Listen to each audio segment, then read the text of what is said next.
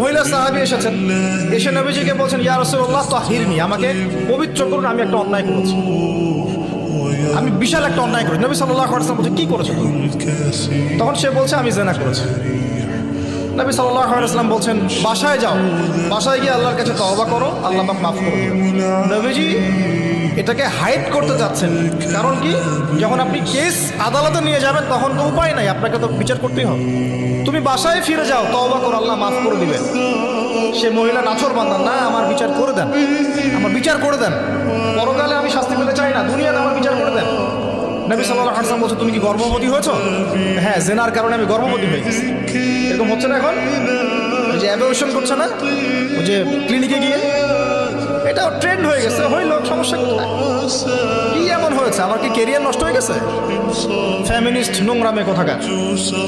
তারপরে এই মেয়ে বলছে, হ্যাঁ আমি গর্ভবতী হয়েছি ইয়া রাসূলুল্লাহ। নবী সাল্লাল্লাহু আলাইহি ওয়াসাল্লাম বলছেন, বাসায় ফিরে যাও, সন্তান যখন খালাস হবে তারপরে এসে বিচার করে দেবে। 9 থেকে 10 মাস সে এই সন্তানকে গর্ভে ধরলো, ধরার পরে সন্তান যখন খালাস হয়ে গেল, সে নবীর কাছে এসে সন্তান কোলে নিয়ে, নবজাতক, ইয়া রাসূলুল্লাহ সাল্লাল্লাহু আলাইহি ওয়াসাল্লাম দরুদ পড়বেন, আমাকে পবিত্র করে দিন, আমার সন্তান হয়ে গেছে। নবী সাল্লাল্লাহু আলাইহি ওয়াসাল্লাম বলছেন, সন্তান কি দুধ খাচ্ছে? হ্যাঁ, তাহলে তুমি তাকে দুধ পান করাও। কত বছর দুধ পান করাতে হয়? 2 বছর। 2 বছর দুধ পান করাও, দুধ পান করা শেষ হবে, তারপরে এসে তোমার বিচার করে দেবো। এবার 2 বছর দুধ পান করানোর পর এই মহিলা এসেছে, সন্তানের হাতে একটা রুটি, নবীজিকে বলছেন, ইয়া রাসূলুল্লাহ সাল্লাল্লাহু আলাইহি ওয়াসাল্লাম, আমার সন্তান এখন রুটি খেতে পারে, আমার সন্তান এখন রুটি খেতে পারে, আমার বিচার করে দিন।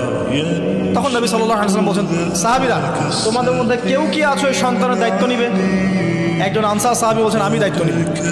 তখন এই আনসার সাহাবীর কোলে নবী সাল্লাল্লাহু আলাইহি ওয়াসাল্লাম এই বাচ্চাকে তুলে দিলেন। তুলে দেওয়ার পর খালিদ বিন ওয়ালিদ রাদিয়াল্লাহু আনহু অন্য সাহাবীদেরকে বললেন, যাও এই মহিলাকে নিয়ে যাও, কোমর পর্যন্ত গেড়ে দিয়ে রজম করে হত্যা করো।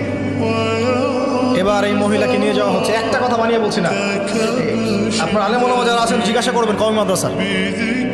এই মহিলাকে নিয়ে যাওয়া হচ্ছে, মহিলাকে পাথর নিক্ষেপ করা হচ্ছে। পাথর নিক্ষেপ করার মধ্যে খালিদ বিন ওয়ালিদ রাদিয়াল্লাহু আনহুর পাথরও ছিল। খালিদ বিন ওয়ালিদ রাদিয়াল্লাহু আনহু নাম শুনেছেন না?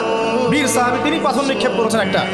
এই পাথরের আঘাতে ওই মহিলার কোন একটা জায়গায় লেগেছে, গায়ের লেগে রক্ত বের হয়ে গেছে, রক্তের ছিটাটা তার গায়ের এই যে কাপড় এসে পড়েছে। কাপড় এসে পড়ার সাথে সাথে খালিদ বিন ওয়ালিদ রাদিয়াল্লাহু আনহু বলছেন, ছি ছি ছি ছি, আমার গায়ের মধ্যে এরকম নোংরা ব্যভিচারী মহিলার রক্ত পড়ল, এরকম একটা তাচ্ছিল্যের কথা বলছে।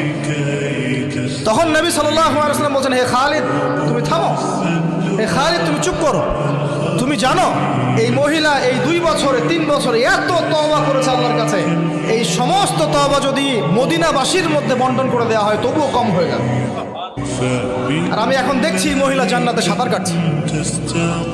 আমি বুঝাতে পারছি না আপনাকে প্রিয় বোন, প্রিয় ভাই, যারা বিবাহিত হয়ে ব্যভিচার করছেন, জিনা করছেন, তিনি তওবা করেছিলেন, তওবা করেছেন, আল্লাহ পাক মাফও করে দিয়েছেন, জান্নাতে চলে গেছেন, কিন্তু পৃথিবীতে তার শাস্তি কায়েম করা হয়েছে। বিবাহিত ব্যক্তি ব্যভিচার করে ফেললে তার পৃথিবীতে বেঁচে থাকার অধিকার সে হারিয়ে ফেলে।